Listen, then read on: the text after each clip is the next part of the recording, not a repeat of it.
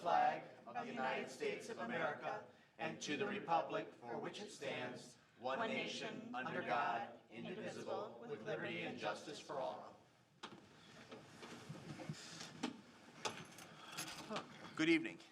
We welcome our guests here this evening, and if you'd like an agenda, they are on the back table behind, and actually in front of me to my left. Members present this evening are myself, Mayor Marl, Council Members Gearbaugh, CO, Mitchell, Dillon, and Mayor Pro Tem Tahar. Councilwoman McClellan will be absent this evening. From city staff, we have City Manager Campbell, Clerk Royal, DPW Director Fordyce, Wastewater Treatment and Superintendent Wagowski, Treasurer Bennett, and City Attorney Sweats. The rest of you, we welcome. And actually, we have our Deputy Treasurer Weberline as well. At this time, the Chair would entertain a motion to approve. Actually, I'm going to move to approve the agenda as amended, striking new business item 19-144, which will come back in the very near future. Is there a second to that motion? Second. Okay. Moved by Marl, seconded by Mitchell to approve the agenda as amended. All those in favor signify by saying aye. Aye. Opposed, say nay. Ayes have it, the motion carries unanimously. Is there a motion now to excuse the absence of our council colleague Heidi McClellan? So moved. Moved by Mayor Pro Tem Tahar. Is there a second? Second. Seconded by Councilwoman Mitchell. All those in favor of excusing the absence signify by saying aye. Aye. Opposed, say nay. Ayes have it, the motion carries unanimously. We come to citizen comments on agenda items. Under the Open Meetings Act, any citizen may come forward at this time, make comment or question on an item that appears on this agenda. Comments will be limited to 3 minutes per person. Anyone who would like to speak is requested but not required to state his or her name and address for the record. The record will note that there are no citizen comments this evening. Then we'll proceed to the consent agenda. The following consent agenda will normally be adopted without discussion. However, at the request of any citizen or council member, any item may be removed from the consent agenda for council discussion. Move the consent agenda as provided. As submitted, Mr. Seal? Yes, sir. Thank you. Is there a second? Second. Seconded by Councilwoman Dillon. Hearing no discussion, all those in favor of approving the consent agenda as submitted signify by saying aye. Aye. Opposed, say nay. Ayes have it, the motion carries unanimously.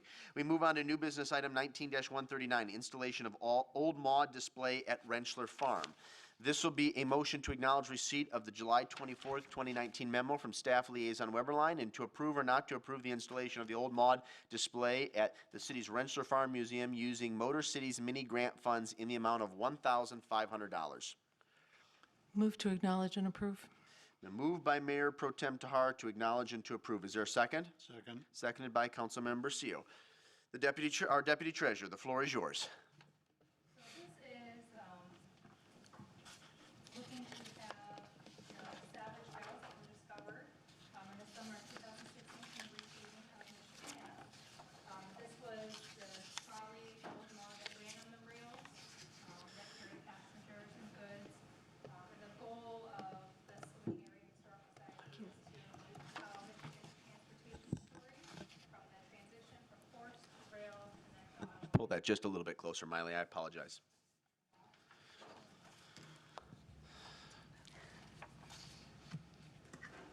Anything else?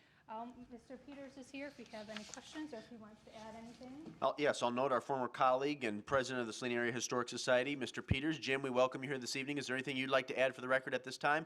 I should also note to my colleagues, I failed to do so at the beginning of tonight's meeting, there are 2 documents that are in front of you in addition to what was provided in your packet and what was distributed electronically. One is the Motor Cities mini grant agreement dated, or received, excuse me, June the 5th, 2019, and the other one is the trolling agreement and reservation of all claims relative to a subsequent new business item.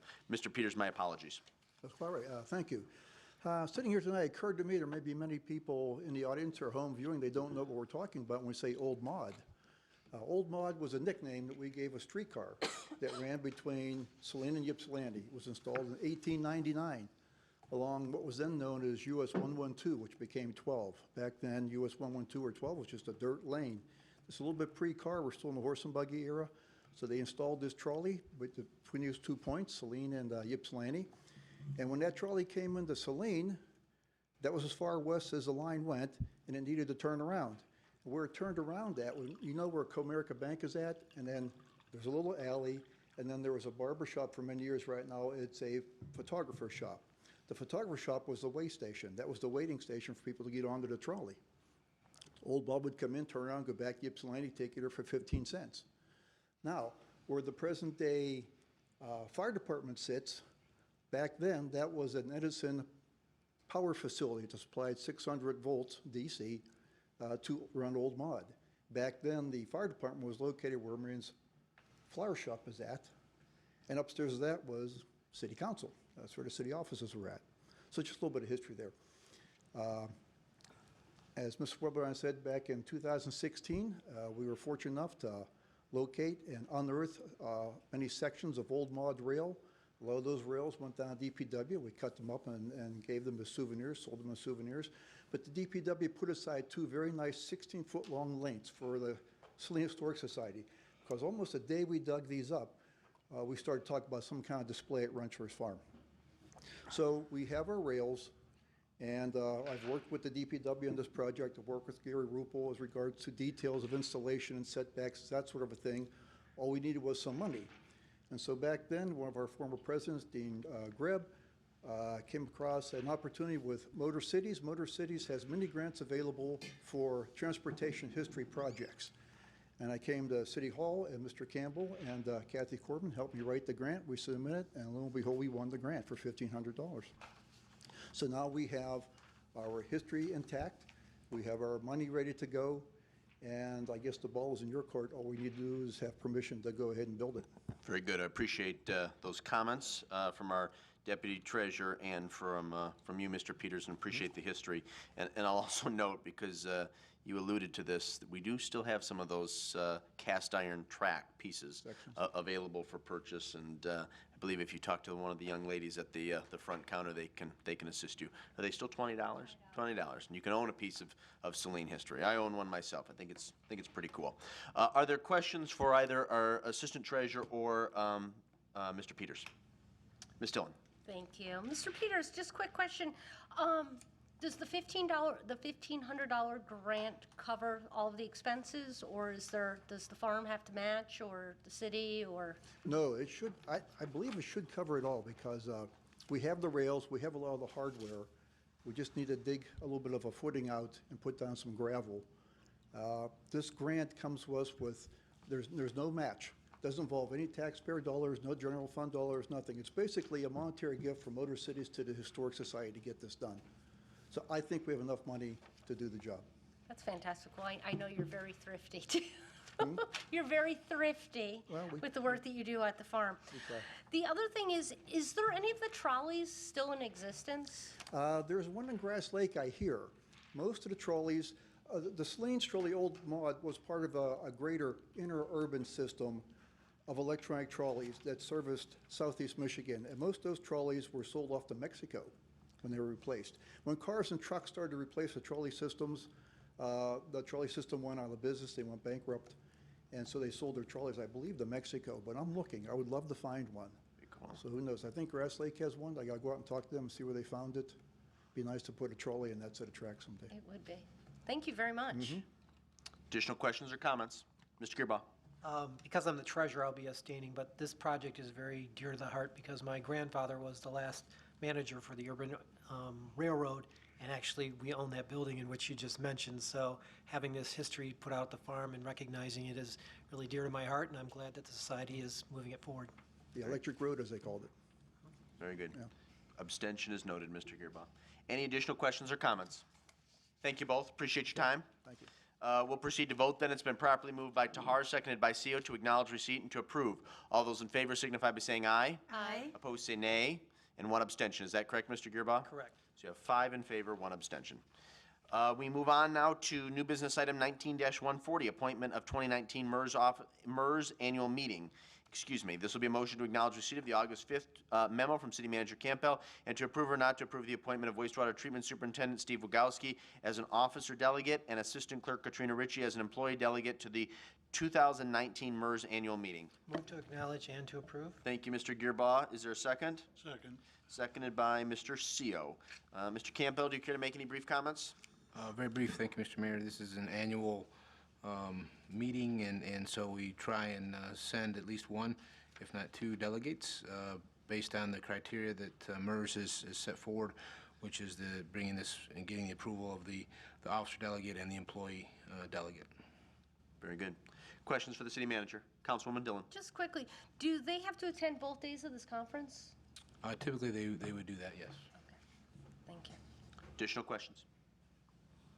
Subsequent discussion on the motion? Then we'll proceed to vote. It's been properly moved by Gearboss, seconded by CO to acknowledge and to approve. All those in favor signify by saying aye. Aye. Opposed, say nay.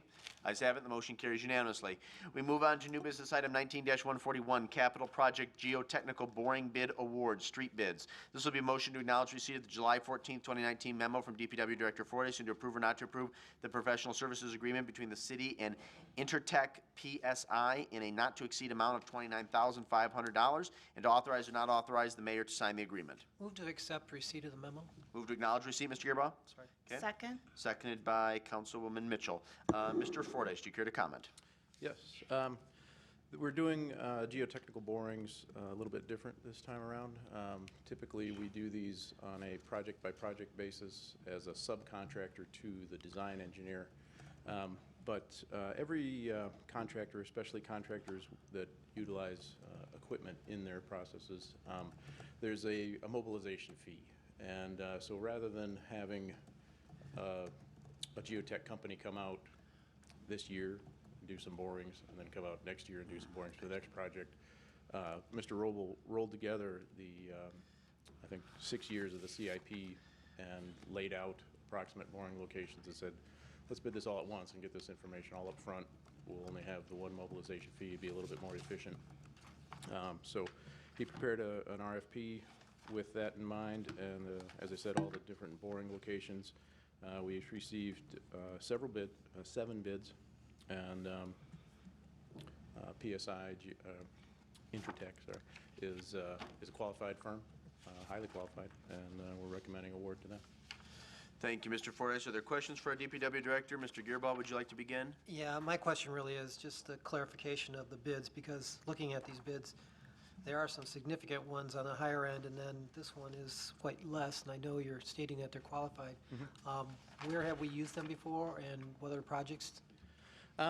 They have been subcontractors to Midwestern and Spicer Group, I believe, on various road projects. I'm not exactly sure which ones, but we have used them before on our street projects. And Because I remember one of our street projects, I thought it was South Ann Arbor Street, or one of them, the borings didn't discover the pavement or something that was there. I just want to make sure this wasn't that company. well, I think the issue there was there were two different pavement profiles. There was an older profile in the center, and then there was something along the edges. And we select the boring locations to try to represent the roadway. So if that was the case on that one, that would not have been a fault of the So geotech firm. will they select the locations this time? Are we leaving it up to them, or are we still doing it? The general locations are actually already laid out in the bid document on Exhibit B. They do have to be adjusted in the field based on what sort of underground utility markings come back. So these are just stations.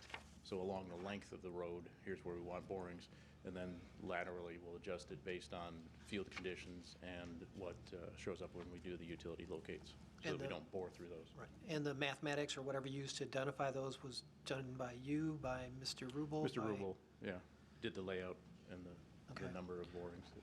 I just want to make sure that we're clear on whoever we pick, that they understand the conditions and the needs. Absolutely, yeah. All the firms, before I say that, several of these firms have done work, public and private, in Saline before. So I think they're all quite familiar with our road network, and the RFP was pretty explicit on Okay. the purpose of these borings, so. Thank you. Nothing further, Mr. Gearbaugh? Additional questions? Let's jump to Ms. Dillon and then Mayor Pro Tem Tahar. Thank you. So I guess I just wanted to follow up on what Mr. Gearbaugh had just said about we don't have what the proposals were. I mean, there's like a pretty large, variance between, and we're taking the super low bid. I mean, are we confident in that low bid is going to get us what we need, or are we just picking the lowest bid? It'll get us what we need. The bids were set up on basically a per boring basis, so there's not a lot of, there's no interpretation here. They bid 36 10-foot borings. Boom. Right, well, that's what I saw that form, and so I was trying to figure out, so are the other companies just charging more per Yes. bore? Is Yes. that the way that it works? Yeah. Or Okay. maybe their lab time is a little more expensive. Right now, there are a lot of firms that are very busy. Everybody in the construction industry is booked or overbooked right now. So sometimes firms, when they've worked with a municipality before, they like to submit bids. They don't want to ignore an RFP from a municipality. But if they're significantly overbooked, their price is going to be high because they may need to bring on additional staff in order to complete this work, or temporary help, or work overtime. So their bids are going to be higher. PSI apparently has room in their schedule right now for this work. Okay, and so will they do all of the borings at one time? Is that, they just come in and just do it all? Yes, it'll be over a number of days, but Okay. It would- Does it damage the roadways? yes. We're drilling a 6-inch hole through the road Okay, and gathering materials from what's underneath, but it'll be backfilled and then patched the same way we would patch actually a little bit thicker than we would patch a pothole. okay. So do the boring, does that data have any shelf life? Like, if this were to get, if a particular project were to get pushed out on the CIP, would we have to rebore? No, no. This is the pavement profile, and that might change a little bit over the years, you know, how much asphalt is actually there at the time, but that's not a significant factor in this. It's really what's under the asphalt that we're looking at, what sort of aggregate layer is right under the pavement, what sort of native soils are below that, and those will not change over time. Okay. Thank you very much. Thank you, Councilwoman. Mayor Pro Tem Hardy, do you still have a question? I think it's answered, but I'll just, yeah, the question was, based on your description of changing the process to save money, to save mobilization costs, which I always appreciate a thrifty approach. But is there any downside to doing all of the borings for multiple years of projects at once, which I think is what Ms. Dillon was getting at as well? Yeah, there's no quality of data issue. You know, if there's a downside, it's that this is now a city-managed contractor versus it being a subcontractor to a consultant. So we are saving markup, we are saving mobilizations, but there'll be a little bit of, you know, administrative work. Okay, and not you consider that worthwhile? Absolutely. Okay, thank you. Additional questions? Councilwoman Mitchell. Thank you, Your Honor. Thank you, Mr. Fordyce. I appreciate the way that you have approached these ideas. Approximately how much are we saving by doing? That, I was thinking about that as I was sitting in the audience here waiting for this item. I didn't go back and look at how it was billed in previous consultant-based projects, so I don't have a firm figure for you. Oh, okay. I mean, is it like, oh, we'll save $300 a year? Oh, we're going to save $3,000 per boring project? Like, is it significant in the thousands? Off the top of my head, I would guess it's in the low thousands, less than 5,000 Okay. All right, but over 6 years, that's, total. Yeah. yeah, that's, okay. All right, Total. thank you. Any additional questions? Mr. Fordyce, thank you. There is a motion on the floor moved by Gearboss, seconded by Mitchell, to acknowledge receipt of the July 14th memo. All those in favor signify by saying aye. Aye. Opposed, say nay. Ayes have it, the motion carries unanimously. Is there a motion now to approve or not to approve, and to authorize or not authorize? To approve and authorize. Thank you, Mr. Gearboss. Is there a second? Second? That one was seconded by Mr. Seo. Moved by Gearboss, seconded by Seo. Is there any discussion on the motion? You know what, I'm sorry, I have one other question for Mr. Campbell. I'm Please. sorry. It says that these costs will be put into the professional services and project line. Is that the intended purpose of that budget line, or are we just sort of dropping this in there? No, That was, that's a line, that's one of the uses for that line item. okay, thank you. Any additional questions? How about discussion on the motion? No, that's been properly moved by Gearboss, seconded by Seo, to approve and to authorize. All those in favor signify by saying aye. Aye. Opposed, say nay. Ayes have it, and the motion carries unanimously. We move on to new business item 19-142, Michigan Council of Arts and Cultural Affairs grants for Bixby Marionettes project. This will be a motion to acknowledge receipt of the grant information and to approve or not to approve the request to apply for 2 Michigan Councils of Art and Culture Affairs grants requests in the amount of $5,500. Move to acknowledge and approve? Second. Moved by Mitchell to acknowledge and to approve, and that was seconded by Mayor Pro Tem Tahar. We do have two guests with us this evening, John Anderson from the Arts and Culture Committee and Kathy Crone, the Chair of the Arts and Culture Committee. We welcome you both. You're welcome to join us up at the podium for some comments. Mayor Pro Tem Tahar, as the council liaison to the Arts and Culture Committee, any comments you would like to make to start us off? Yes, certainly. Thank you. I hope my colleagues will vote in favor of this motion. And I want to say also that I greatly, deeply, hugely appreciate Mr. Anderson's work and leadership on this matter. The Bixby collection is a great city asset.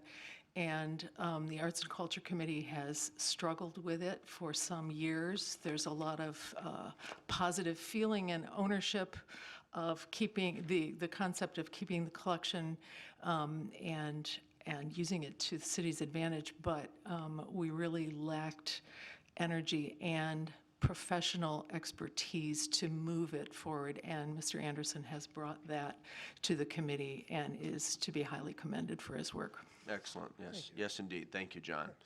The floor is yours if you'd like to talk a little bit about this initiative, and then we'll open it up for questions. Well, in the past year, we've got a couple of major priorities to consider. One is stabilization of the collections downstairs, which would involve refoldering papers into acid-free manila folders, putting photos into Mylar so that plastic isn't going to remove whatever silver gelatin emulsion is on top of the photographs. With that, we also need to lower the humidity in the room downstairs. I've cleaned a mold off of a number of things in the past year, 3 or 4 times. Not only objects in the collection, but also things that are storing the collection. Because I figure access is a very important thing for anyone who's trying to research this collection, and since we don't have a city staff that's going to support that, what's probably the best thing to do is to digitize stuff. And I know personally, as one who has used archives for criticism, for writing, and for historical research, being able to search for things online from my home in Saline rather than going to the Archives of American Art or going to the Smithsonian American Art Museum to search through their archives when I'm researching stuff has been very helpful. So I figure let's digitize the stuff and get it online. So the 3 main goals, stabilize, digitize, website. This grant, the $4,000 grant, enables us to do some of that. Certainly not all of it, but it gets the ball rolling. We are limited in terms of how much that we can apply for, not only through MCACA, but also, I think, through other organizations. We were searching for a $50,000 to $350,000 grant through the NEH. And when I spoke with the National Endowment for the Humanities, they said, you don't have staff. You don't have anyone who has a job title or background in museum studies or critical research or curatorial studies or anything like that. There's no way they're going to award you these huge sums because there's concern you won't be able to finish what you set out to do. However, with the MCACA grants, we should, because these are achievable goals and they're small sums. So these seem to be the perfect fit, and I think they also will create a track record that shows that we're able to achieve the goals that we set out to do and that we have this track record of performance. So that's the importance of this overall. Very good. Well, as Mayor Pro Tem Tahar indicated, Mr. Anderson has put a lot of work, a lot of time and energy into this initiative. I applaud that. I thank you for that. He and I have had a number of conversations, and I think there are some short-term goals relative to the Bixby Marionette Collection, and I think there are some long-term goals. It pains me to say this, but in full disclosure, I think it's appropriate. When the city acquired the collection, and the collection is 90-plus marionettes, thousands upon thousands of two-dimensional paper items, many dozens of backdrops, and an almost unlimited number of props for the various plays. we did not have a long-term plan to finance and to preserve, nor was there an effort made to do a comprehensive inventory on the collection. And that's disappointing. But as I'm saying frequently, I can't change yesterday. All I can do is learn from it and move forward. So I think, as Mr. Anderson indicated, the short-term goals are to preserve and protect, make the collection as accessible to the public as possible. We do have a new display at Liberty School, which I'm very proud of, and a very large display at the library. And then I think long-term, it's trying to find another entity to partner with who can preserve and display a larger portion of the collection, because that's the ultimate goal, I think, of the city and the Bixby family, is to make sure that the history and the collection in its totality are preserved and enjoyed for years to come. So with that, again, thank you for your efforts, and we'll open it up for questions. Mr. Gearbaum. I applaud you for your efforts that you guys are putting into this, because I think this is one of the things that, as the mayor stated, that we've lacked and not put the resources towards it. When it mentions the consulting with DIA, the individual that's from the ATIA, will they be basically overseeing it? What's going to be their role and involvement? Because I've always been concerned about how we would have them become involved. So I feel like there's two things there that, so there is a grant for consultation, but that consultant is through the Henry Ford. Oh, okay. Yeah, he's through the Henry Ford. Brian Wilson is his name. And so he comes to us through the University of Michigan School of Information. And so he would be the one who's consulting on the website for us. We have spoken with Larry Baranski. Yeah, that's the name. And he's with the DIA. And he doesn't serve to necessarily oversee much of anything. I do reach out to him periodically for suggestions. But most of the suggestions that we're receiving are from our, I guess you could say, partnership with the University of Michigan School of Information. With the graduate students that, well, we've had one graduate student this past semester work with us. We are in the running for having a second graduate student work with us in the fall, and they've written a letter of supporting that initiative as well. So a lot of the guidance comes from them. And so Larry is someone that, since the DIA has a substantial collection, we've seen how they store it. It's great. Anyway, so I talk with him periodically to see what can I learn. And when you mentioned the School of Information giving oversight, more towards just the web and development, or actually how you would store the actual materials? So they have some people who deal with archive management, some students who are focused specifically on how do you put an archive together. And when it comes to the paper archives, last semester, Hillary Severin was helping us basically figure out what the finding guide would look like, making certain that we are putting things in series of groups that make the most sense. There is a philosophy in archive management that you keep things in the way that the owner would have used it, which is good in terms of finding things if you are in the owner's mind. Exactly. For everyone else, not so much. And I will say that Meredith Bixby had his archives in pretty good order. There were some things that were unfolded, some things that were in a proper hierarchy, and so we've changed that, put those in appropriate series. So that's something that they've helped us with. And we have a preliminary finding guide that we're hoping to finalize in the fall, just to make certain that all the series are where they want to be, all of our ducks are in a row, and so that's the oversight that they've been giving. Also, helping us figure out how to catalog the things that haven't been photographed. So last March, we photographed approximately 200 objects in the collection, so that we could start that process and get all that into a spreadsheet, input metadata, so that when it comes time to actually appropriately digitize them, we'll have metadata input as we need to. So really, it's just documenting everything and addressing some of the paper products, but not really addressing anything so far with the condition of the puppets. Oh, the puppets not so much, and that's actually something that I've spoken with Larry about, and so they have a really interesting system. I mean, they have furniture that's great, but really expensive, and I'll find out in the next couple of weeks how expensive that furniture is for future grants. But they have a space saver system, and so the marionettes that they have are in drawers. They are placed in these little. It actually looks like a morgue with all these marionettes in drawers, and so like they're all covered in tissue paper. They have pillows supporting their joints so that those don't wear down. They're tied into their cradles with linen.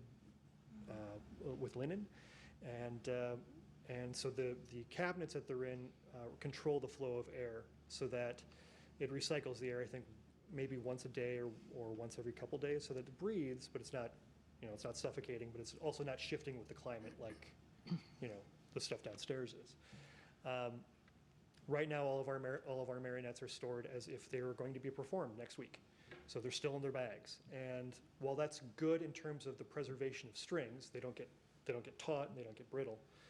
It's not as good for the long-term preservation of the materials that those marionettes are made out of. Thanks. That's actually helpful because that's kind of the thing I've been looking at is trying to figure out what are we talking in terms of the best preservation and needs to go forward with these puppets. So if you guys want to approve a measure for $200,000, that would do that yeah, today. that's the key tone. And Yeah. fundraisers, they're Yeah. great. So Thank you. we'll be having a bake sale on the phone. No, I'm kidding. Selling a lot of cookies, John. Yeah.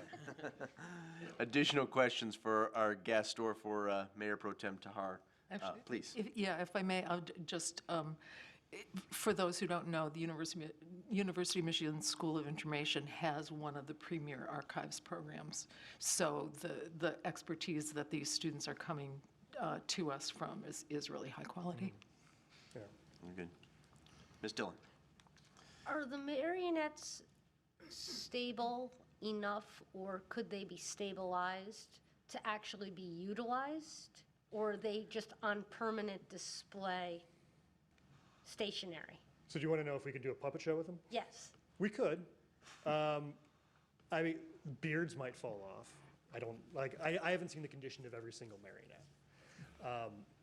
And I do know that when Eric Grossman displays them for Historical Society events at the library and elsewhere, he makes them move. We're sensitive with them, but we're not holding them with kid gloves, I mean, so we acknowledge them as being the fragile objects that they are, but, I mean, they're lying in a pile in bags. I mean, they're still fairly tough. So I think the concern is, in 20 years, if they're still in that condition downstairs, will they be usable? I can't really say. Joints will probably still work. I mean, they're wood mostly, but it's will the costumes still work? Will those still be functioning? And that's the major area of concern. So is the goal then to just stabilize them for viewing and posterity? Or, so it's not to ever have them functional in any manner? My priority is just to get them stable as objects, Okay. not as performance objects. If I may, because she's on to something that I think is significant that you and I have discussed, John. So the marionettes themselves were constructed by Meredith Bixby. The costumes were all done by his wife, Thyra Bixby. And with the exception of a few plays and a few of the collections, I'm thinking of Wizard of Oz as one, he wrote most of the plays. And so unless you were an employee or one of his heirs or particularly close to him, it's challenging to identify what goes together, if that makes sense. It's even challenging for the Bixbys. Yeah, you have, like I said, I think there's approximately 100 marionettes. I mean, I can obviously put together The Wizard of Oz. That doesn't take a great deal of skill. Yeah, but for some of the other plays that he wrote that are based on pre-Soviet Russian folklore, I mean, we need to rely on somebody like Eric Grossman, one of his children, or one of the few remaining employees of Meredith when the puppet still traveled the country in the Midwest, which, boy, I mean, he stopped doing that circa 1980. So the pool of expertise is very small. But, I mean, in a pinch, we probably could. I guess, and that's leading to the last question, is what the mayor just left with, is there any intention to display, whether in a stationary or a performance method, the marionettes for people outside of Saline? Like, would it become a traveling road show? Would we donate it to a museum to where they would, utilize it as a display for a while? So I'm not even gonna guess or speculate toward that. My three goals are stabilization, digitization, website. That's gonna take 3 years, I think, to do all that. So to think any further beyond that, that's a conversation for next year, 2 years from now. I appreciate that, thank you. Any additional questions? John, thank you very much. Appreciate your time. Any subsequent discussion on the motion which is on the floor, moved by Mitchell, seconded by Tahar, to acknowledge and to approve? Mr. Gearbox. Just one question. In terms of the actual agreement that we made with the Bixby, family or whatever, how, and I guess this might be from Ms. Tahar, but it doesn't need to be answered tonight, how do we comply with the requirements and requests of them, just to make sure that, from our own understanding as council, that I think this is moving us forward towards that. I just want to make sure if there's anything else that we are expected to do. Do you wanna- Actually, the mayor and Mr. Anderson can answer that better because they've both been in conversations with the I think Mr. with- Anderson has been in more recent contact with Mr. Bixby Meredith's son, who lives in the Boise area, more recently than I have. Yeah, so I do have a note from Mike saying he's in full agreement with everything that I've set forth in terms of stabilization, digitization, and creating a website.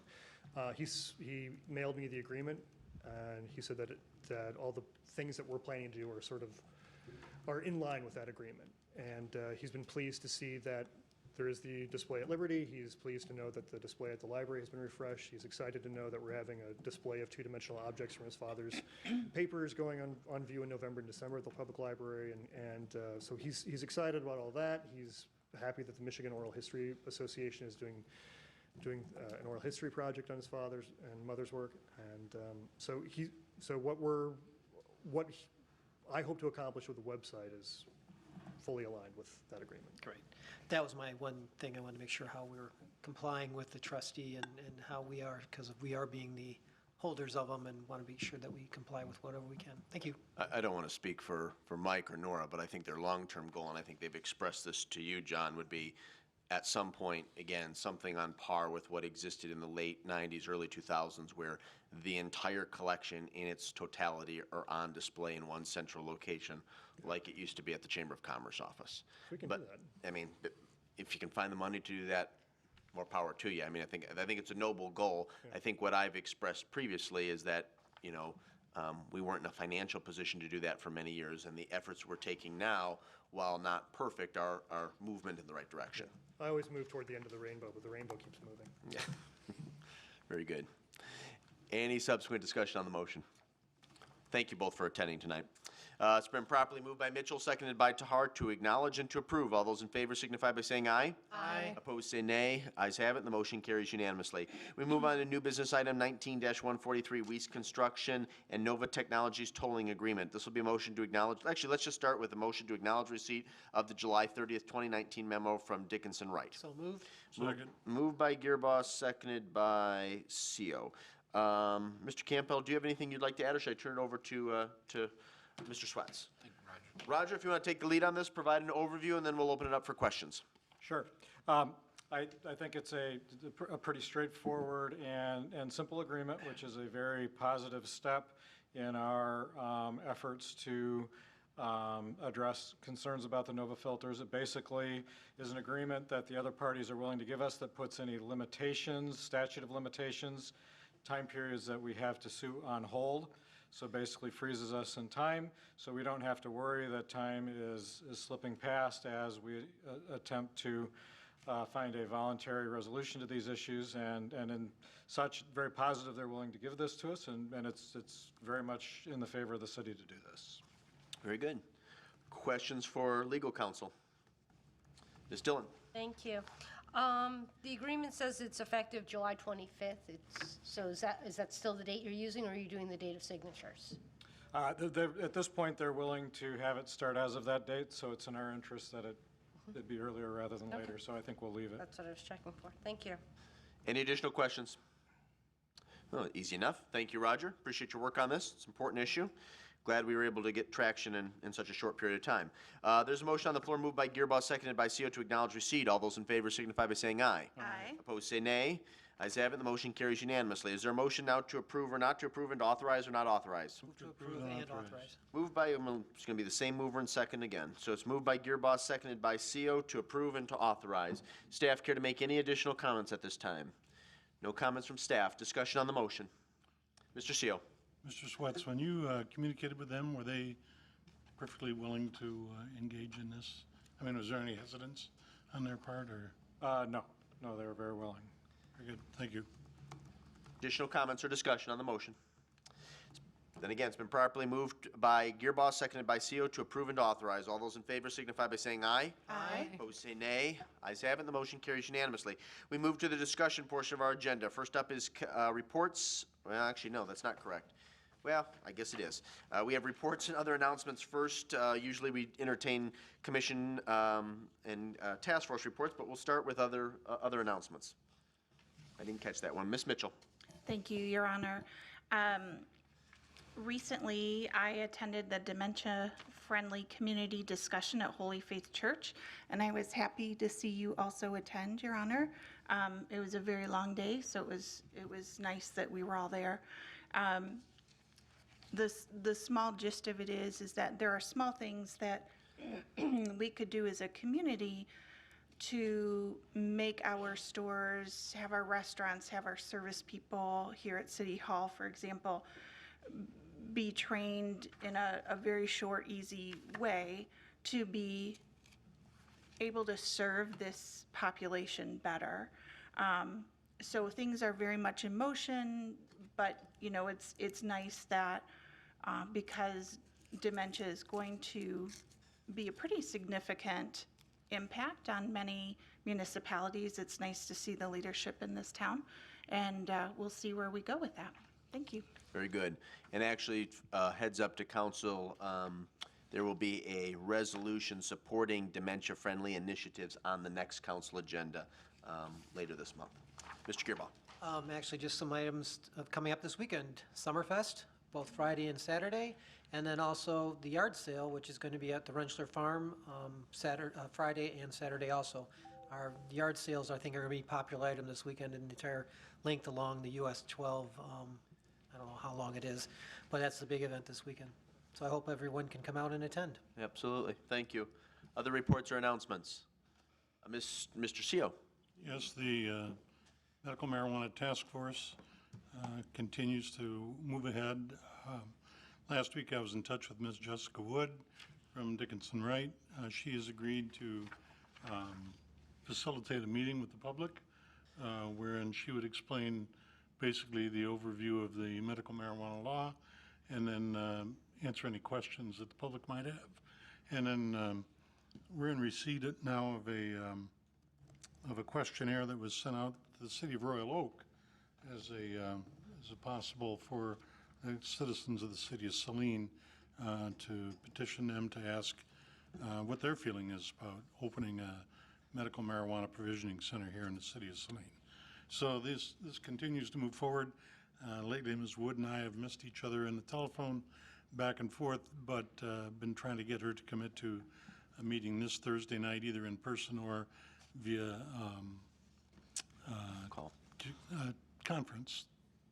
telephone conference call, to set up the parameters for this public meeting. Haven't been able to do that yet, so I'll be in touch further with the people on the Medical Marijuana Task Force probably tomorrow or the day after, once we finally firm up those plans.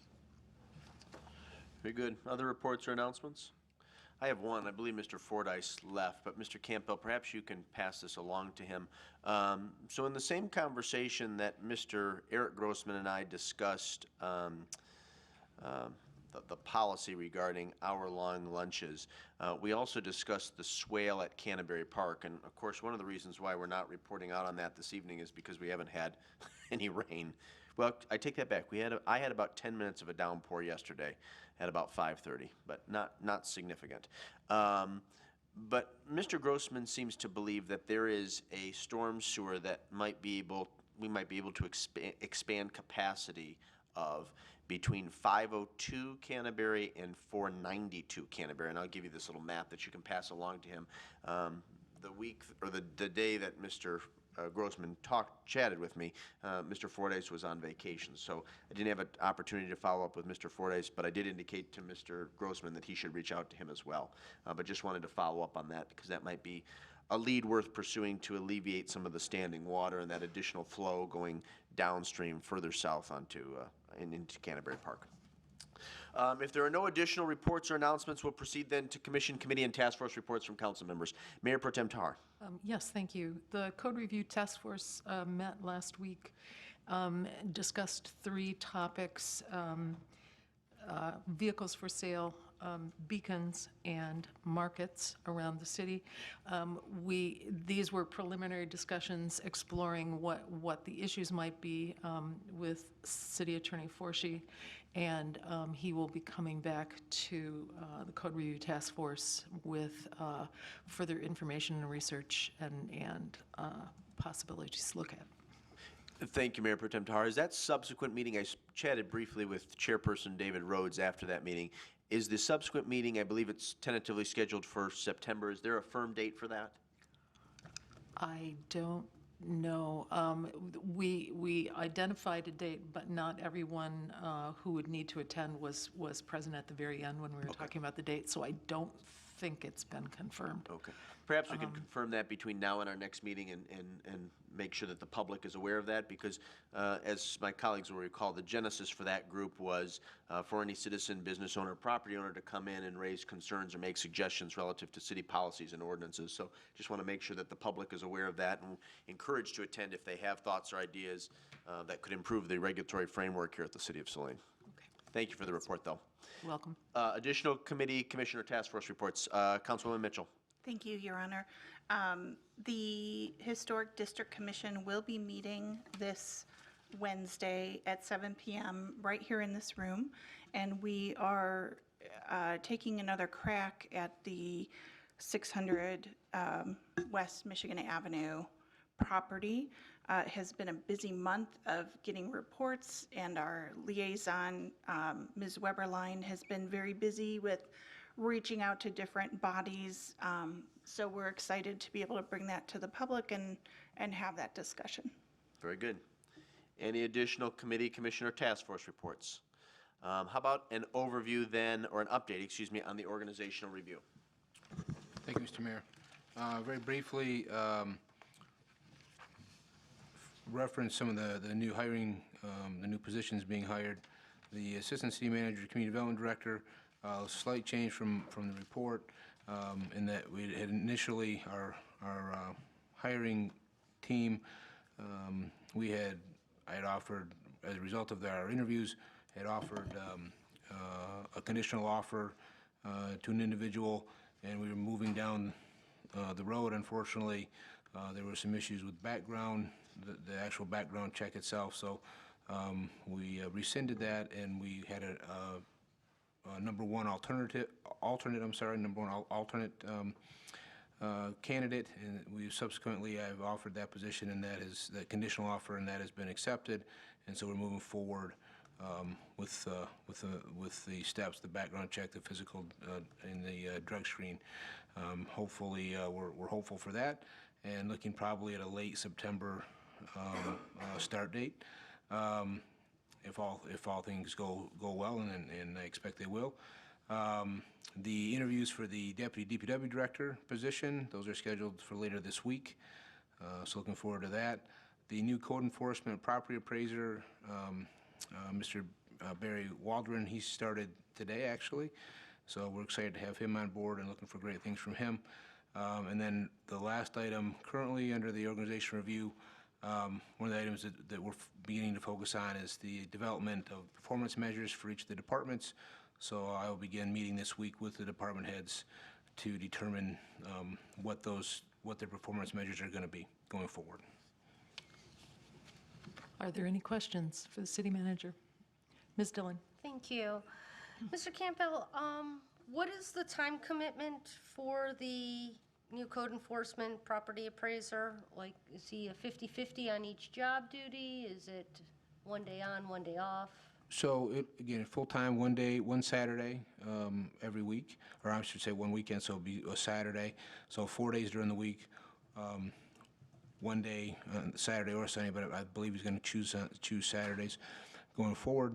And it's going to be a week by week, so some weeks maybe 50/50, some weeks maybe heavier in the code enforcement or heavier on the property appraisers for assessing. It's going to depend on what those needs are going to be.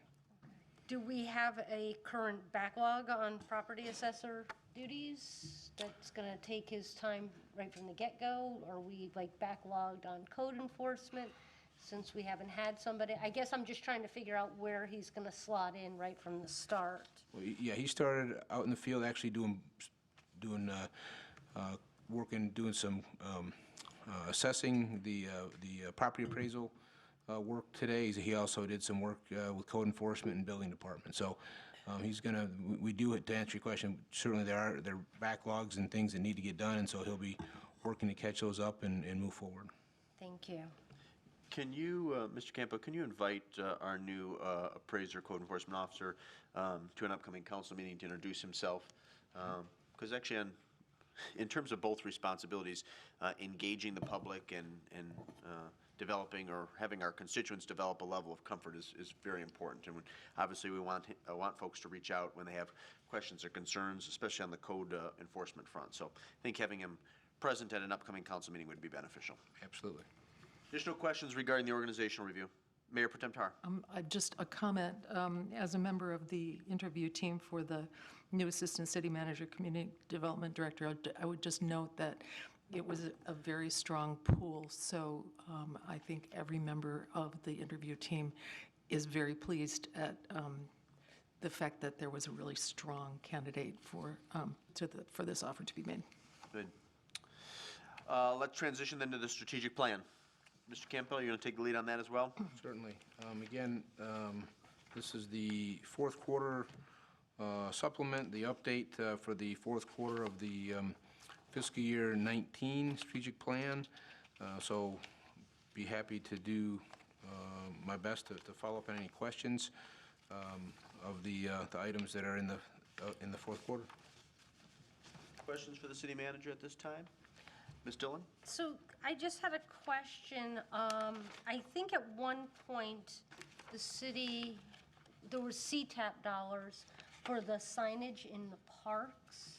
Is that correct? Is that where those came from? Were those CTAP dollars? No, that was through, I believe, MParks program. Okay. Is there any plan in place to finish that process? To finish making those signs for all of the parks? I'll follow up with Ms. Scruggs and double check the status, but I think that project was complete with the dollars we had, but I'll follow up. Okay, because it would be nice to see them in all of the parks. Certainly. So that they match. If I may, Ms. Dillon, Yes. Mr. Campbell, off the top of your head, do you know which parks are missing those new wayfinding placemaking signs? Not off the top of my head, I do not.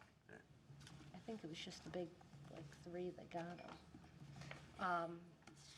And then the other thing I wanted to ask about, because it had become a question that sort of circulated from a resident, which is the status of the sidewalk program, of where we stand with that, what quadrant we're in, how are we conveying that to the community as a whole? I'm just trying to gauge that part.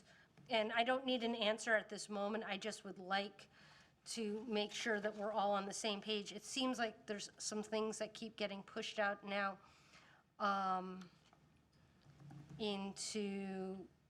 we went from like certain quarters to now we're into year 2020 on a few different projects. And I just wanted to make sure that we're still on track, and if we're not, what that adjusted time frame is. I noticed, Councilwoman, that you sent me an email, a follow-up to an email that I sent earlier today, and I'll respond to that tomorrow. I think your suggestion about a one-page fact sheet for council's benefit would be, is an excellent idea, and we will do that, and I'll confirm that in writing. I believe, unless the city manager corrects me, we're still south of Michigan Ave in this next go-around. I've talked to a couple people who have had questions about the spray-painted X's or markings on their sidewalk. My understanding is that a letter to the affected property owners is forthcoming probably in the next couple weeks. And I'm assuming, Mr. Campbell, you can correct me if I'm wrong, the letters will mirror what was sent out last year, which details the methodology upon which it was determined whether the homeowner or the city is liable and responsible for the replacement repair of the sidewalk square, who to contact, an appeal process, and then an exact dollar amount of what will be owed to rectify the situation. Yeah, well, we are sending out, at the same time, we're sending out those letters. We're also going to be bidding out because we have an estimated amount of work, right, of sidewalk that will need to be done. And so there might be, as far as I don't know if there's going to be the exact price because we won't have the quotes at that point. Okay. But yeah, all that information will be in that letter. Anything further, Councilwoman Dillon? No, thank you. No, okay. Councilwoman Mitchell? Thank you, Your Honor. Mr. Campbell, I had a quick question. I was really happy to see the refreshed signage for the industrial park at the corner of Maple and Woodland.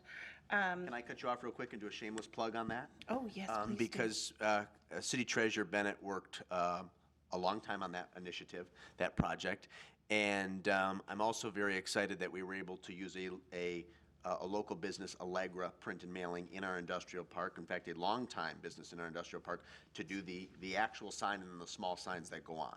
And we had our large business luncheon last Thursday and got a lot of positive feedback about that. So I didn't mean to cut you off, but I'm glad you brought it up. I appreciate it. Thank you. So my question leads into the progress as it seems like Main Street is going to be coming back with wayfinding suggestions, and we're going to be talking about signage for parking lots and so forth. As far as design, where are we on, like Saline Main Street came and presented a logo color. Are we adopting any of that, or is there like a uniform look that's going to be applied? So are what we seeing at the Reddy's Parks, is that going to also be downtown as far as color scheme and? Correct. So that is the wayfinding signage program that was done a number of years ago, but was not, well, we installed 2 signs in the industrial parks, the smaller ones. And as we worked with Saline Main Street's design team, they came back and said, hey, we think they agreed to continue with that design. And so that's now that, as Mayor Morrow mentioned about Business Ambassador Bennett, Treasurer Bennett, working hard on that sign for the industrial parks, she's also working hard and preparing for the signage, kind of a phase 1. The immediate phase would be to do the parking lots and the parking signage in the downtown area. Mm-hmm. And then there'd be subsequent phases, which would include directions to various City Hall, Rec Center, Rentler Farm, Depot, Mill Pond Park, et cetera. Can I ask a quick question about the police directional sign that's on US 12 as you head west? So as I was placing signs for the Historic District Commission to celebrate Preservation Month, a neighbor from that area said that people actually drove into her driveway thinking because there's a police sign with an arrow at her driveway, they think that her driveway is the police station. And so I don't know if you have reviewed placement or but just an FYI that that's happening. And I don't know if placement, if it's an MDOT thing or if that could be looked at as far as where that sign is posted for that poor neighbor and also maybe for safety. So just so that we're clear, Sure. Councilwoman, so it's one of the signs that indicates where the police station is at. Right. Is at Michigan Avenue. What's the closest cross street? Probably Davenport, and then The sign itself is on the north side of US 12.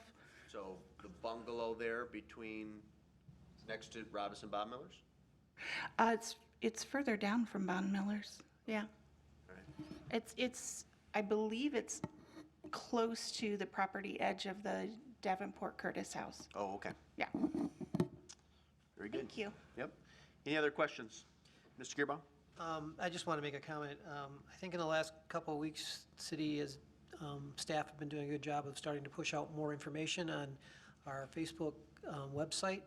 I think that's helpful. Now we just got to get people directed towards that website, but I think we as council members have been trying to share that information, but it's very helpful, and I think regardless of whatever the issue is, I think that's the thing that we should just continue to do, especially when it comes to if an issue comes up at the water treatment plant, because people are concerned about the rust and everything, and if that comes up, we just need to immediately tell them, and so that'll help with that. The other thing, I was noticing when I was reading through the FYI regarding reporting streetlights that are out, we also have C-Clicks Fix, so we have multiple ways of which we're reporting things, and I'm thinking we need to try and streamline that somehow or figure out a better approach. But again, I think that's something that we talked about and looking at in terms of our ability to contact staff and the city.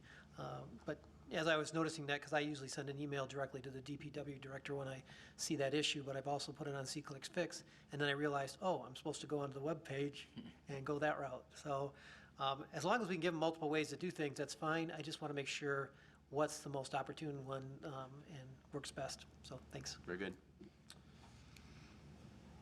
There's nothing further on the strategic plan. We will transition then to a parking study update. I believe it was Councilwoman Mitchell who requested this be added. Mr. Campbell, do you want to provide an update? And then we'll transition to Councilwoman Mitchell or any of my other colleagues to see if there are questions or thoughts. Certainly, thank you. So a couple, I think, is positive. So finally, it's been a long time coming, but I did get a response from Key Bank, reference our partnership for community parking lot there, and their main lot there that fronts on West Michigan Ave. And I got it this morning, but I did get it, so I'm happy about that. They're looking at wanting to consider instead of a year or multi-year agreement they want to do. Right now they're proposing September through April for a trial run, and they also have a couple questions. So I am going to be communicating with them tomorrow if there's any comments from tonight's discussion, and then they will, subsequent to that, their attorney will be passing along a red line version back to us, and we'll take a look at that. Certainly been working with Saline Main Street. They've been very helpful.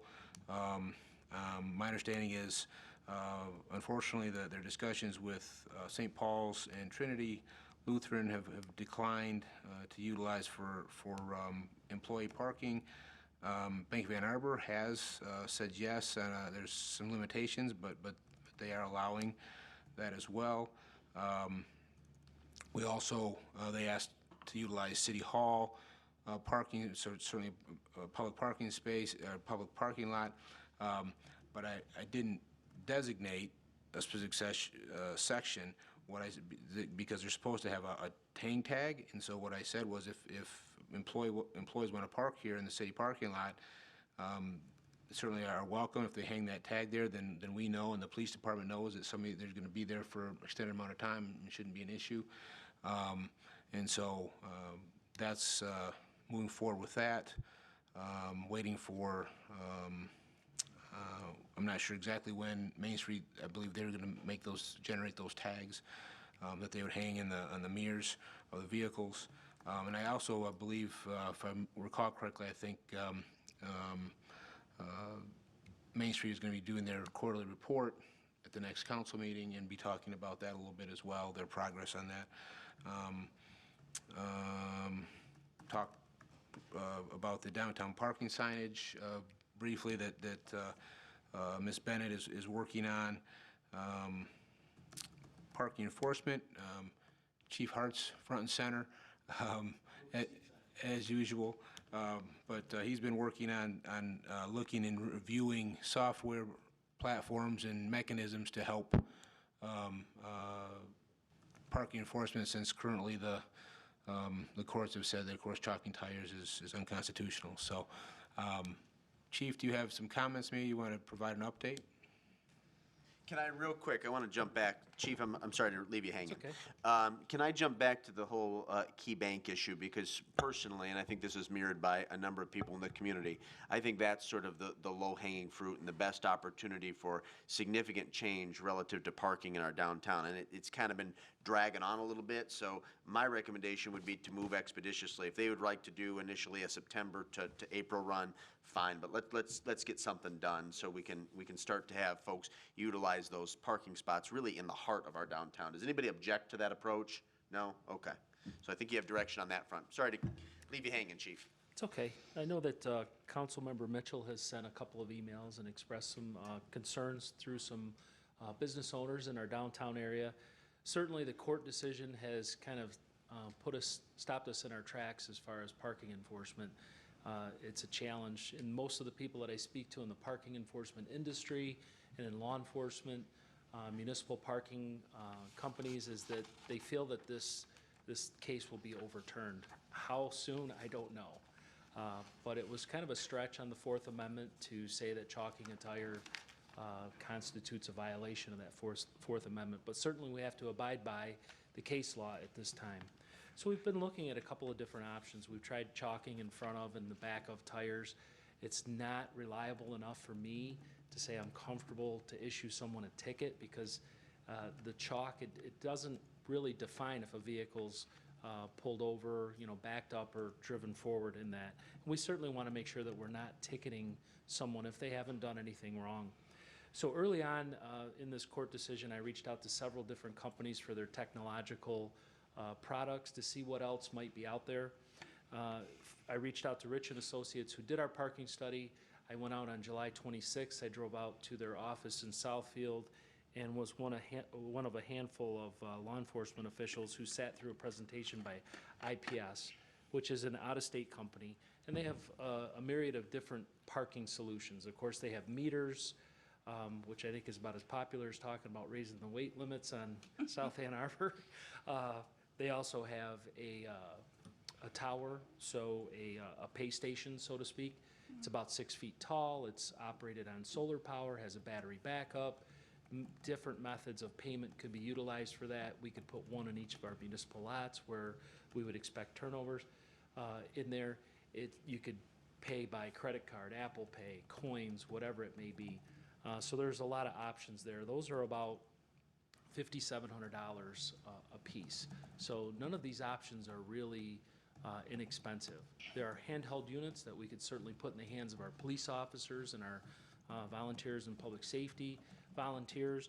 Those are about $3,000 a piece, and we'd also have to have a printer, also a mobile printer that we would purchase for about $100. So there's not a whole lot of inexpensive options at this point. I do feel that this case will be overturned at some point. How quickly, I don't know, but I am certainly continuing to look at options.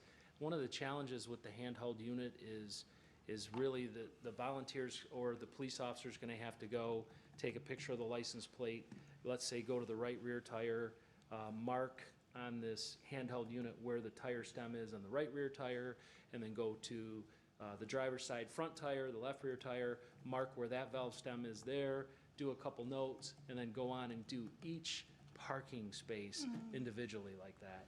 So even though they're $3,000, a couple grand less than the pay stations, let's say, they are rather labor intensive. And then whatever the parameters are, whether they 2 hours or 4 hours, the individual using the equipment will get an alert, say go back and look for this vehicle. If this vehicle's still there, then it's in violation. Then they can print the ticket right off of the printer, the mobile printer. So there's a lot of options out there, but unfortunately a lot of them are labor intensive. I asked about the license plate reader technology, the LPR. Those have come down a little bit in price to about $29,000. So that would be mounted onto a municipal vehicle, driven up and down the parking spots in our municipal lots, and then as the officer goes through or volunteer at the 2 or 4 hour limit, then it would say that there's a violation there, and it would be use GPS technology to say whether the vehicle moved or not. So there's a lot of challenges in it, and like I said, when the case was first decided, this really doesn't hurt law enforcement. This hurts our local businesses because they rely heavily on the turnover. They rely on people being honest and not extending their parking time and following the rules. So it really only hurts us in the enforcement aspect. It's the vitality of our downtown, the economic vitality that suffers with this. Now, certainly if there are business owners who are seeing employees, which has generally been what we've experienced in the past, if there's someone that is continually seeing an employee parking in a particular spot and then going to work past the timed limit, certainly give us a call. What we'll do is we'll come out, we'll get the license plate number, we'll figure out where they're working, and then we'll go have a conversation with them. And that way we can try to seek their voluntary compliance. Absent that, it would literally take a police officer sitting there for 4 hours watching one vehicle to see if they violate our time limits. So it's quite a challenging topic to kind of work through, but we'll get there. It's just going to take time. Thank you. Thank you, Chief. Questions, comments regarding parking enforcement or downtown parking? Mr. Gearbaugh? Just a couple things. There were some, and there has been some individuals parking in front of fire hydrants, in fire zone lanes, that type of thing. So I think they're starting to become a little more of a pain. So I don't know if they Okay. can watch for that. It was happening on Saturday mornings, and actually it was even happening during the summer series of music events. Okay. And that was on Henry Street and a couple other spots up in our parking lot. So the other one I'm looking, and I think would be helpful, and this is probably more for Mr. Campbell, when do we have scheduled to put in the striping for the additional lots on the streets? We were talking about that. Yeah, I don't have a date. I brought that up to DPW Director Fordyce last week, and so I know he's working on it, but I don't have a date. Okay, because I know I had a business owner complain about, again, certain commercial trucks and things parking on Henry Street and basically leaving them there all day long while taking up 2 or 3 parking spaces. Okay. I did shoe some drivers making some deliveries today on eastbound Henry, just east of South Ann Arbor. So they do happen to stop there from time to time, but we need them to get moving. There's designated spots for them to make their deliveries. It's a balance, right? Our business owners need their deliveries, but we also have a public safety issue. as And there have been where trucks are parking in the fire lane behind Comerica Bank Yeah. and blocking, so you can't get through to park into the parking lot. I've done all I can as far as encouraging our local business owners that Right. receive those deliveries, 9, 10 o'clock in the morning. If they could try to get on that route a little bit sooner, when we have less traffic, it might be a little bit easier for them to find some parking areas where they can offload their product and get our business owners the materials they need to conduct business. Not that I need more work, but would you like me to try to put together some document? I did take a lot of pictures of the equipment from this meeting in Southfield. Do you want me to kind of lay out some options, or are they just no appetite for it at this time? I'm interested in what you were talking about, the solar powered, that one. Pay stations, yeah. Yeah, is that determining if that's the least labor-intensive one? Yeah, and that really, the onus is on the person pulling into our municipal lot. They register their license plate. I mean, we can do all kinds of things. We can number our spots, or we can just go by license plate and vehicle color. I think a little bit more information. Okay. Don't burden yourself too much, but I think following up either at our next meeting or maybe first meeting in September with some additional options would be helpful. Please. And I particularly would like a thought put into overnight parking, that if we are to have overnight parking, it needs to be some type of permit system. And maybe that discussion and how council feels about that issue could be wrapped into that area. Thank you. Okay. Ms. Dillon? So I would like to piggyback on what Ms. Mitchell just said about overnight, because I have noticed that if you come through late at night, after all of the businesses are closed, there's cars in the lots. And it's like, what are they doing here? And so I think we need to figure out a process of, you know, there needs to be a fee associated with that. You know, there needs to be some sort of, you know, to where if you're going to be utilizing a parking spot like that on a long-term basis, the city should be compensated.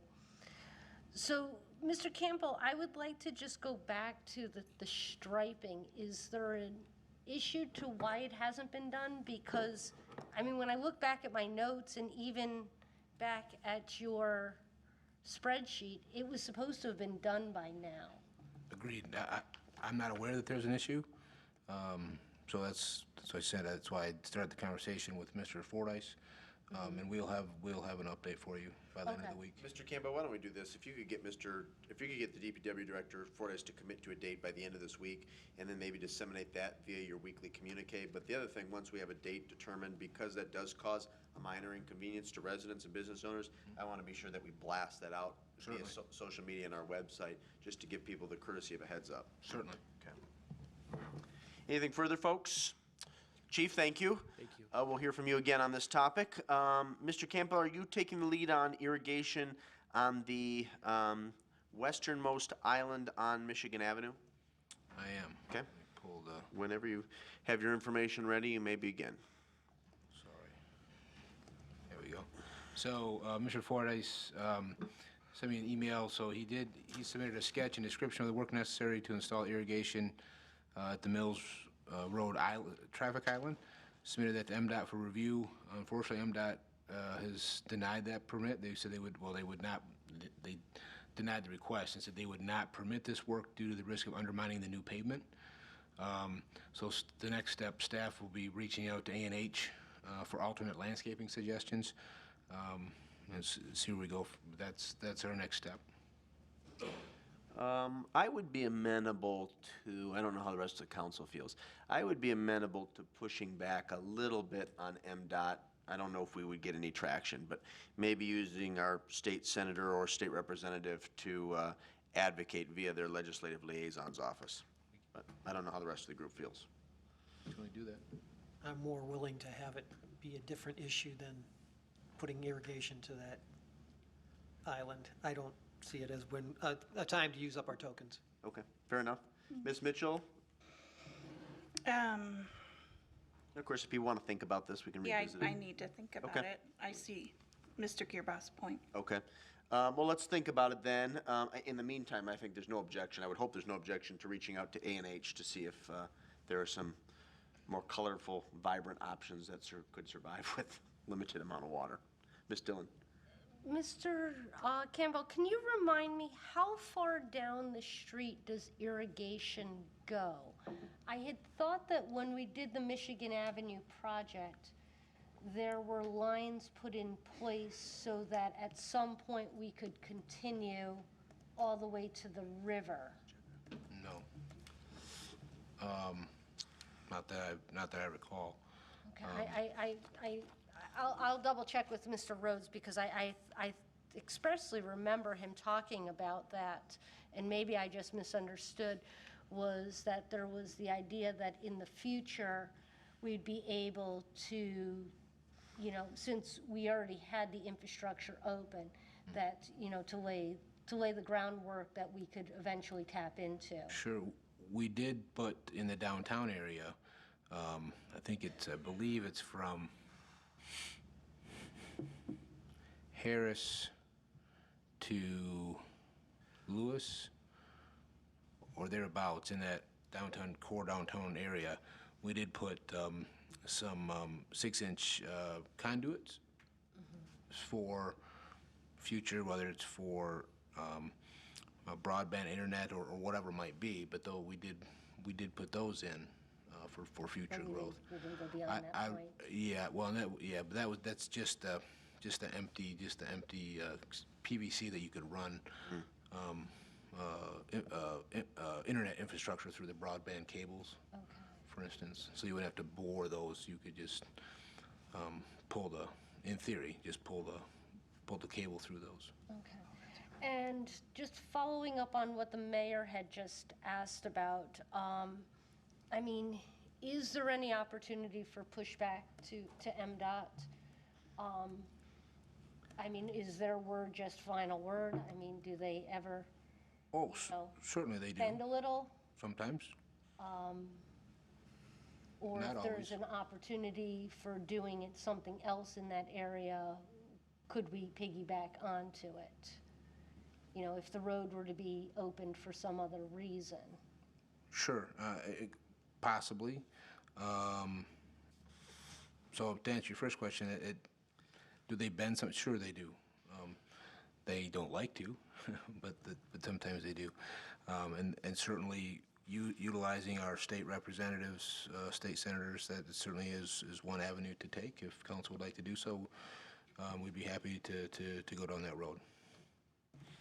I mean, outside of utilizing, you know, our elected officials, I guess I'm just asking if you were to write back saying, you know, pretty please, you know, is there any opportunity I don't know to that. change their mind? So they use this things called the Green Book, and they consider it kind of their Bible for building roads. And I don't know that pretty please, and I say this of course tongue in cheek, but I don't know that pretty please is in that Green Book. Right. But no, we can, but yeah, I mean they have, it's a reasonable decision for them to take, or a position for them to take, but yeah, no, we can certainly ask, but again, I don't know that they're gonna change their mind without some, as the mayor, you know, some assistance. Controls their purse strings. Exactly. Right. So, okay, well, I mean, as a resident of the west side that drives by that island 50 times a day, I'm greatly disappointed that, you know, we're at this point. You know, it was always my understanding that all 3 islands would match. Understood. Mr. Seal? Just to bring to everybody's attention too, in case you weren't aware of it, our renewed discussion about irrigation on that island has also caused some of the West Side residents to renew a request for additional irrigation down there toward the bridge for hanging baskets along the roadway as well. So just keep that in mind if ever the opportunity presents itself to extend irrigation lines. And I think that's something that we ought to aggressively pursue and commit to doing, if possible, next season. The difficulty, of course, is getting MDOT to approve something in their right-of-way, and second, how do you bring water to the plants to ensure that they survive throughout the season? But I think that is something we should definitely discuss as we approach the spring and summer of 2020. So we'll revisit this issue at our next meeting. I indicated to the clerk that it'll be enumerated as a discussion item when we reconvene in 2 weeks on the 19th. Moving on, Councilwoman Mitchell, I believe it was you who requested that this be added as a discussion item, work meetings? I could be mistaken. Oh, I see. So my request, I had written you a note after we had some late meetings, and my request was not to shorten the content of those meetings, but if we could somehow schedule those meetings, if it looks like that lengthy a conversation is going to happen, perhaps we could schedule an additional dinner time meeting. And I don't know the logistics of it, but it's really tough for me working 30 to 40 hours a week. Sure. It's tough for me to stay up till 1:30 in the morning. So, same here. Right. And obviously, we hope and we strive for that not to be the norm, for that to be the exception rather than the rule. We have in the past utilized our Monday off, if you will, for work meetings on occasion, historically, and I'm certainly amenable to doing that again when there's a significant issue that will take an hour and a half to 2 hours, as opposed to discussing that and then convening a regular meeting, which may take just as much time or more. Is the group amenable, you know, at the chair's discretion with the assistance of the city manager and clerk to recommend a special meeting to consider issues that we would normally discuss at a work meeting? I'm assuming you're amenable to that. So, right, and this is for the closed meeting that we had to have. Oh, I see. So Okay. not a regular work meeting, but a closed meeting that we had already had a lengthy agenda Right. and then had to go into closed session. I believe the attorney can address that, but we can call a special meeting and convene into closed session as long as we abide by the statute and provide the appropriate public notice. That's correct, isn't it? Yeah, yeah. And of course, I would want to know how everybody else is feeling on that, and maybe I'm alone in those wishes. What are your thoughts, Mr. Gearbaugh? I'd rather not get into that practice, because public perception is a huge issue. Sure. And so if we announce all of a sudden we're going to have a closed session, everybody's going to be wondering what's going on and what's happening. I'd rather us remove items from the agenda and postpone them, because a lot of the items that I look at are presentations and things are not, if we know we're going to have a closed session, are not a primary reason to have on the agenda. We can just remove those and put them into another period of time. Okay. Mayor Pro Tem Tahar?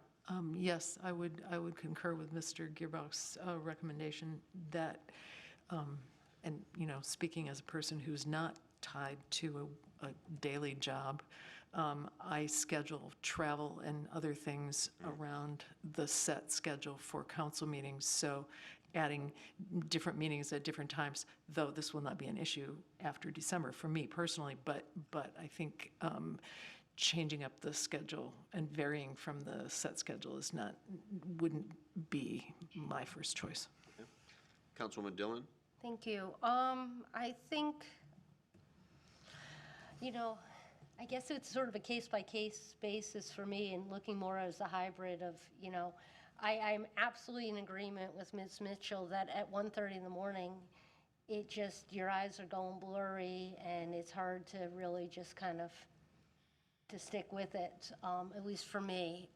So having those very late night meetings is difficult. And then the other side of it is the morning for me, which comes very early. But I do think we could better plan our agendas. There are things that I think we could push off that are not time sensitive when we know that we have to have a closed session. But if we do know that it's going to be a closed session, that's going to be a marathon session, maybe looking at it as a separate meeting planned in advance, to where it's not a last-minute thing. Mr. Seal? Special meetings, to me, I agree with what Ms. Tahar said, and I do intend to continue to be on council for the next couple of years, so even though I'm retired, I do appreciate my own time and try to plan the activities that I do around the council schedule to schedule additional meetings to keep us from having to stay late. Creates an additional burden, at least on my schedule. I think brevity is the soul of wit, and I think when we know we're going to have a long session like that, for all of us to keep that in mind and to try to do what we can individually to make the meeting shorter too counts for a lot. Okay, thank you. So let's do this for the interim, Clerk Royo. When we know we have a scheduled closed session at the conclusion of our regular agenda, let's try and put off or delay any special presentations that would occur at the beginning of the meeting.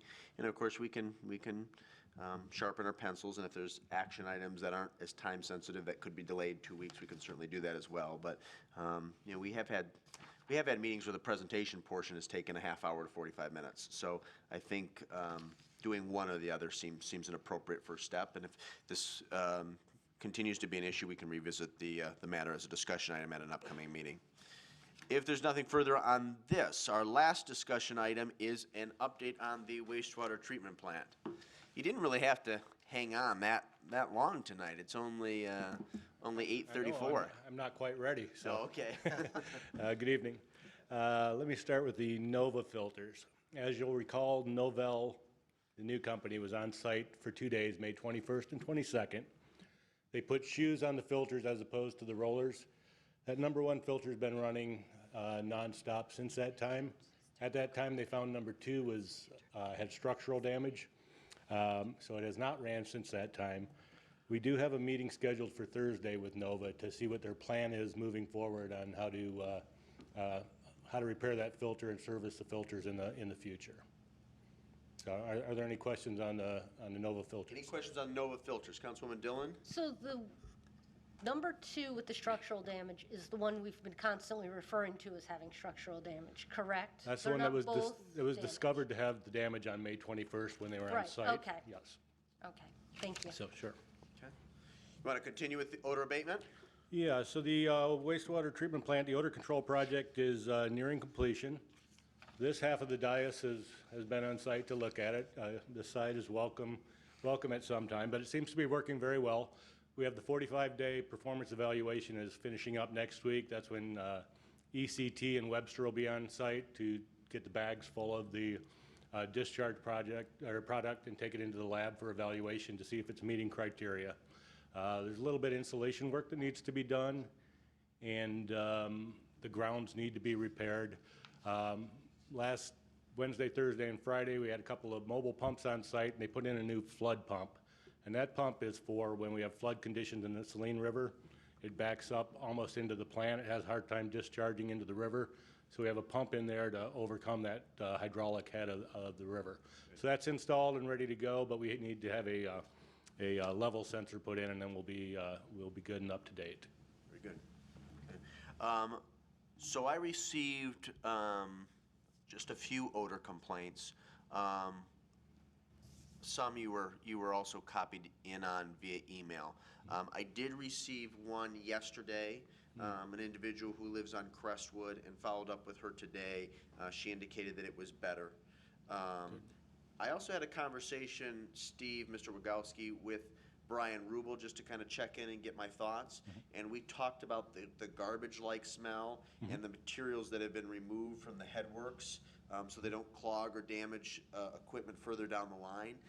And I'm curious, in addition to having that dumpster emptied on a more frequent basis, how costly would it be to invest in some sort of container that's airtight?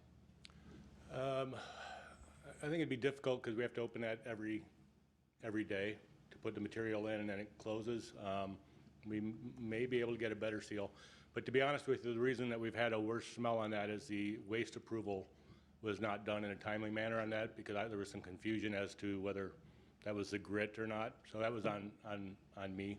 But we haven't had that problem in the past. Of course, we've had the hot weather, had that sitting there. So it hasn't smelled, I don't believe, recently like it did when we had the 94, 95 degree weather. But I think it was, when it was changed out under the current schedule, it was the proper frequency. It's just, you know, well, you and I talked about this, and I addressed this at a public meeting. I received a garbage-like, I received a complaint of a garbage-like smell from an individual, texted me. I was in the vicinity within 5 minutes. I picked up the garbage smell. I met with you and Mr. Campbell, walked the entire campus, the entire wastewater treatment plant. If it's not coming from that dumpster, I don't know where on site that smell could be coming from. That's where I smell it from. It smells, you know, just like a dumpster behind a supermarket where you have that kind of sickly smell, and unfortunately I reached in there to get the sample out of it. It smells. So, which also, this is another good opportunity to remind people that please don't flush rags or flushable wipes down your toilet, because as you and I have discussed, they're not really flushable. Right. They get jammed in the headworks, and then they have to be manually removed by staff on a daily basis. And they also wear down the pumps at the pumping station and can clog those. So they might make it out of your house, but they cause problems further down the line. Okay. Very good. Additional questions for our superintendent, Ms. Tahar? Yes, I took note of the fact in the current FYI, there's a report on the PFAS and testing, and if people haven't read that, perhaps you could just recap. Sure, I think I put that out a little bit ago. So the initial test that was done on our effluent that's leaving the plant to the river showed a hit of PFAS of 38 parts per billion. Since that time, we've done, I believe, 7 tests of our effluent, 6 tests of our influent, and then also the background, which is the East Belt, and they've all been non-detect. So that's really encouraging. We're required to test our effluent on a quarterly basis. I just did a sample on August 1st, which was Friday, so we'll get the results back in a couple weeks. But since that first sample, we haven't shown any PFAS in our, both coming into the plant or leaving the plant. Okay, great. I just want to make sure everyone had a chance to hear that good news. Thank you. Yeah, thanks for reminding me. Additional questions, Mr. Gearbaugh? Have we heard anything more regarding the test wells that are going in Saline Township or any of that at this point? I have not heard a peep since our telephone conversation probably 2 months ago. Okay. And I know they were at a certain stage and they were going to go to the next stage. I haven't heard anything since that time. And Ford Motor Company, in terms of their I know they spots? did an internal Faurecia did an internal evaluation of the materials they have, and they state that none of their materials, to their knowledge, have PFAS in them. Of course, on an MSDS sheet, or what's called an SDS sheet now, you only have to list materials at 1% concentration or higher, so there could be something in there that they would not be aware of. Okay, thank you. Councilwoman Mitchell?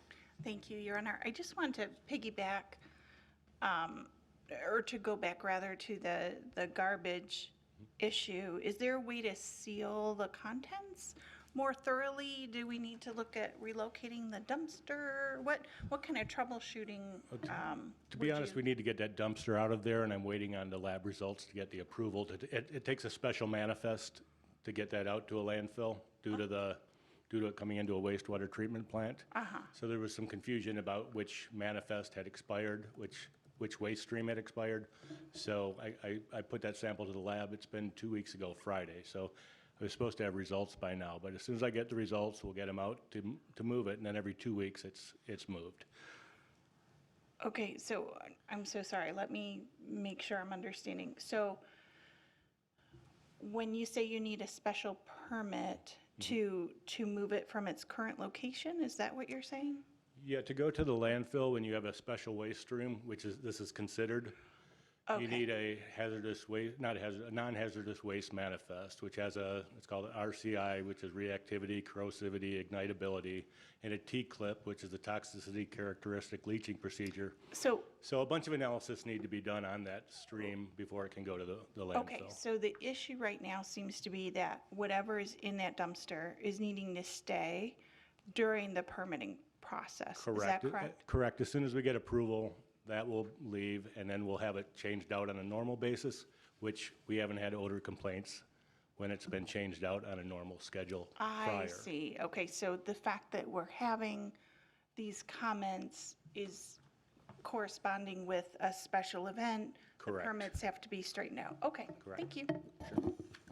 Any additional questions, Ms. Dillon? So, thank you very much. I don't know that I've spoke about the tour that I took of the plant. I wanted to thank you very much for taking the time and discussing and explaining the plant in layman's terms.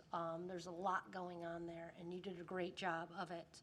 I know when Mr. Campbell and I were there was the dumpster, and we definitely smelled it. You discussed possibly putting lime on it at one point. We have done that several times, yes. And so, is there an issue with, because if I remember, you said your staff is carrying sort of buckets of this stuff to the dumpster. It's sort of a haul across the parking lot. Would there be an opportunity to move that dumpster closer to the head to where they're not going as far? Like, is there spillage?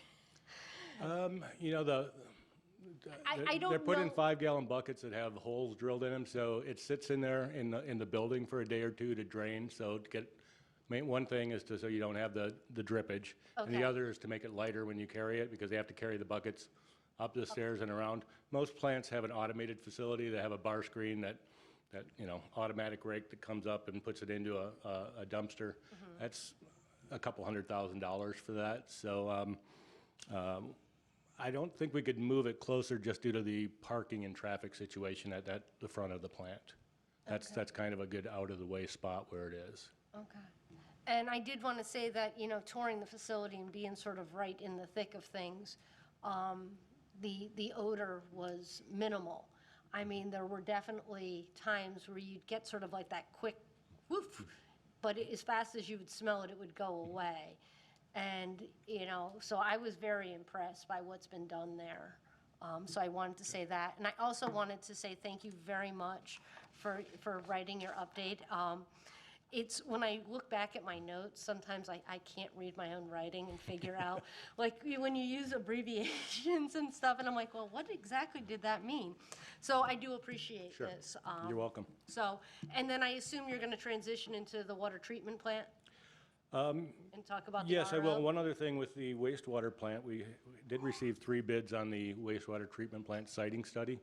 So Mr. Campbell, Mr. Fordyce, and I are reviewing those currently, and we'll make a recommendation at some point. And with the water treatment plant, you approved 2 booster pumps in May and June.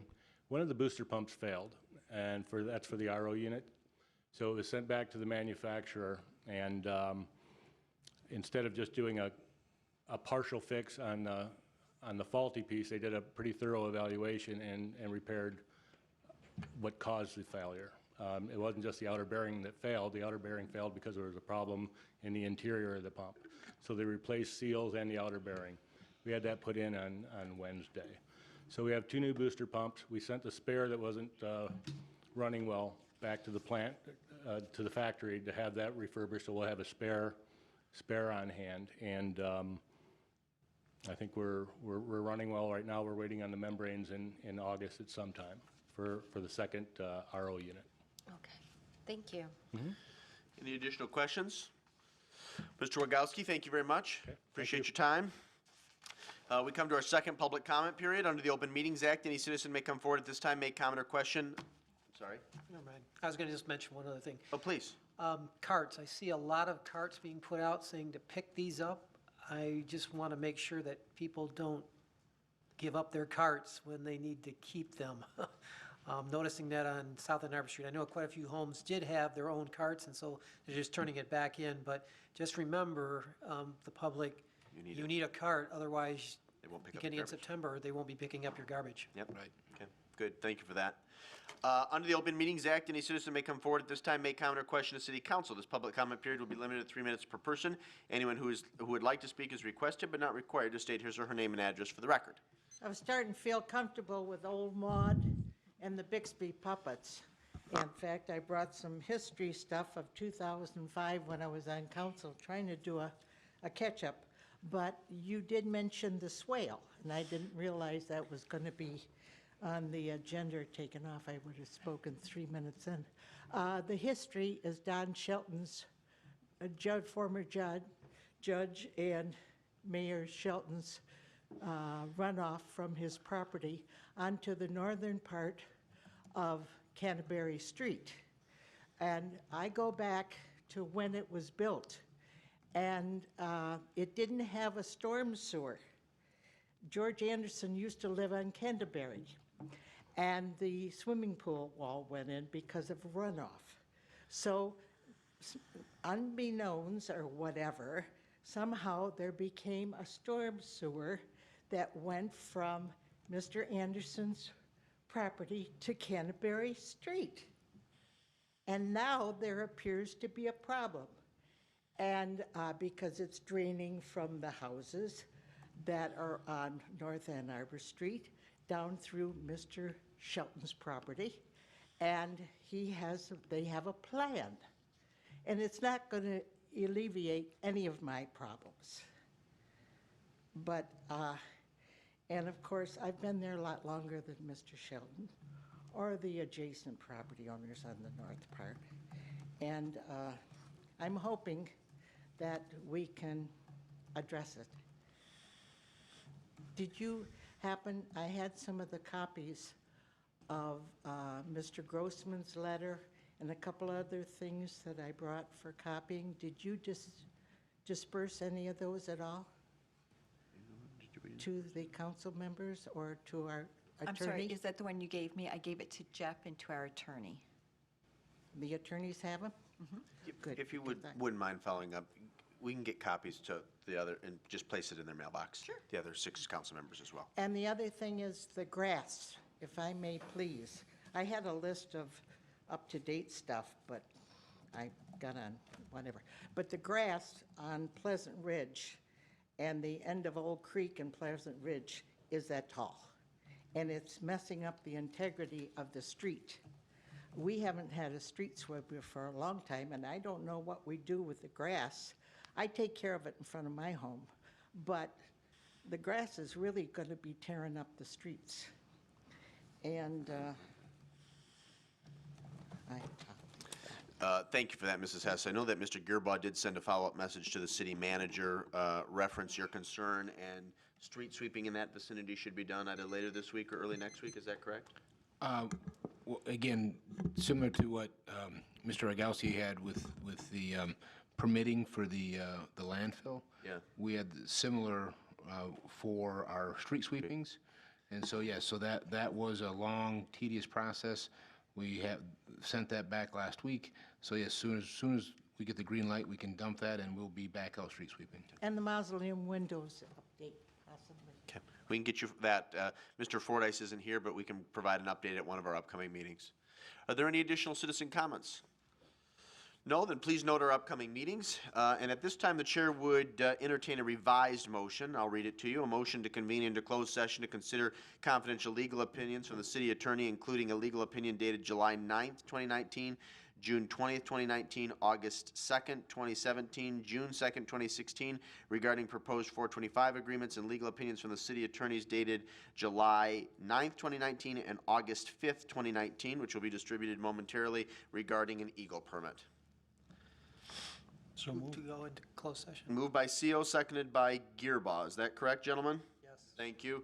The clerk will please call the roll. Oh, I'm sorry, you need your agenda back. Mr. CO? Yes. Ms. Dillon? Yes. Mr. Gearba? Yes. Ms. Mitchell? Yes. Mayor Pro Tem Tahar? Yes? Mayor Morrow? Yes, we are convened into closed session at 8:50 PM.